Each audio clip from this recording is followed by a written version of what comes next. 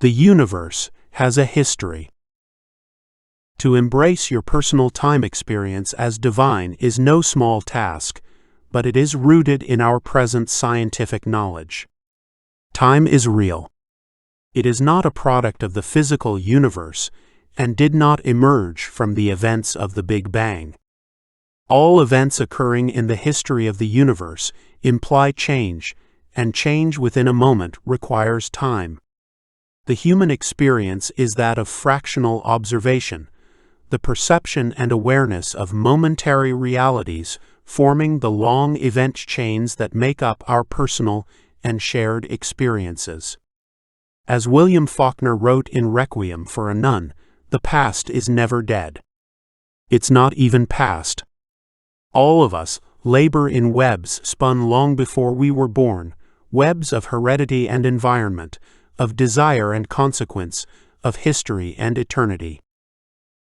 In the book, The Singular Universe and the Reality of Time, philosopher Roberto Mangabeira Unger and physicist Lee Smolin propose a reorganization of science and thought to help humanity transcend our present understanding of the universe and ourselves.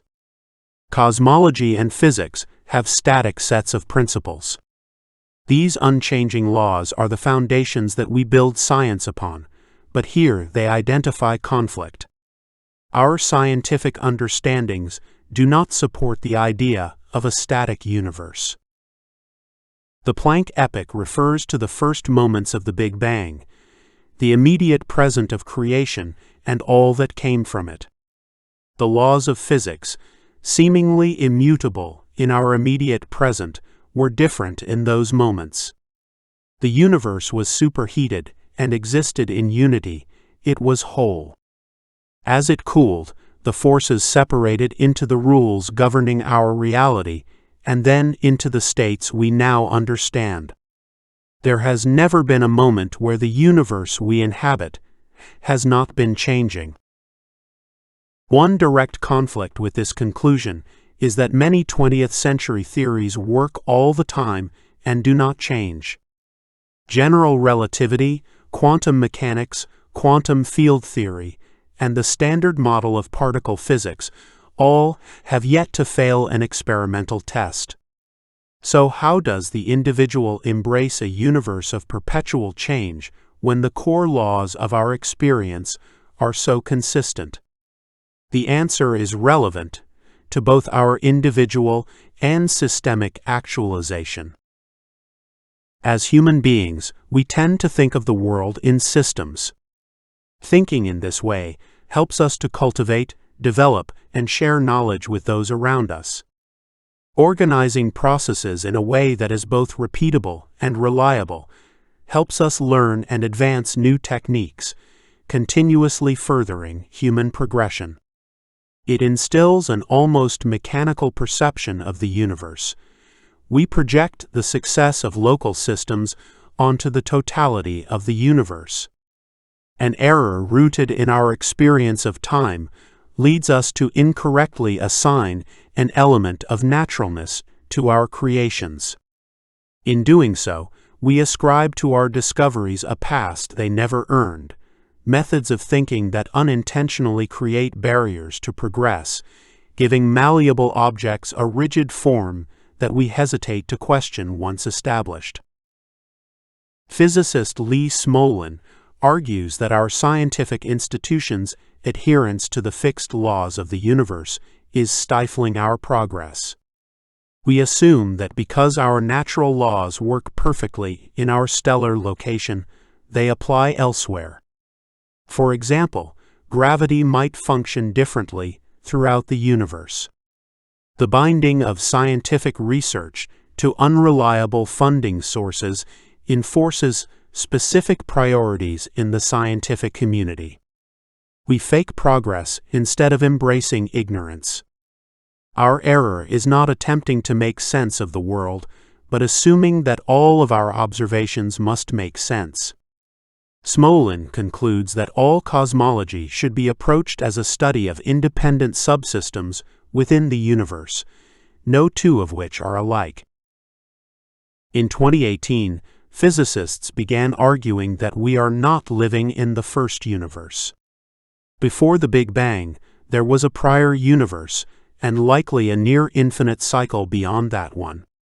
The team presented strong observational evidence of long-dead black holes in the cosmic microwave background. Universes are born and die one after another, and black holes can survive the expiration and exist in new universes after expansion. The discovery argues that traces of these black holes are visible in our data.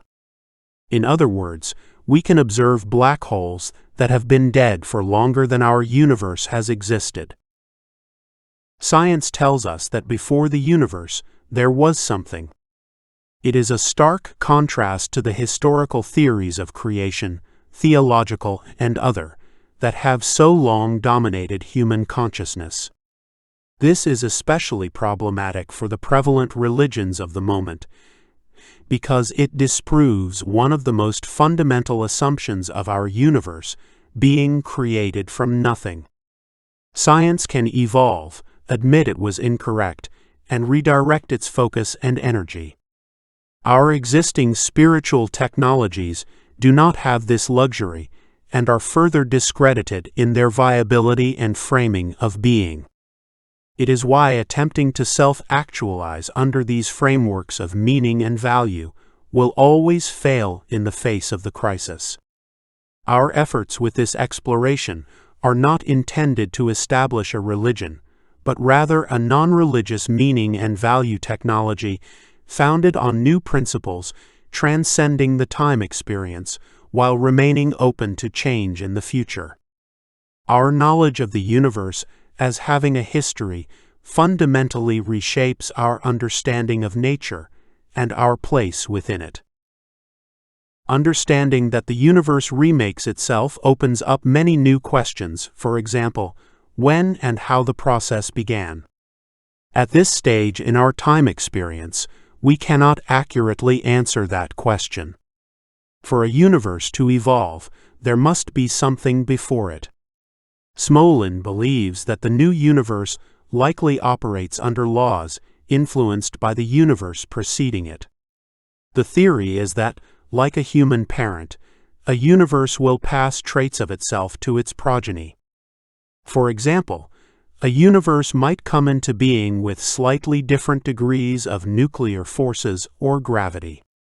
Scientific critics have called the concept untestable, but this assumes that all information is within humanity's grasp. Incorrect. There are plenty of examples we might consider of conceptualizations we understand in theory, but can never fully realize in experience. Consider the mantis shrimp. These animals have up to 5 times more color-receptive cones as humans. Their vision draws from 16 primary colors, instead of the 3 available within human experience. Now try to imagine what the world would look like with 16 colors.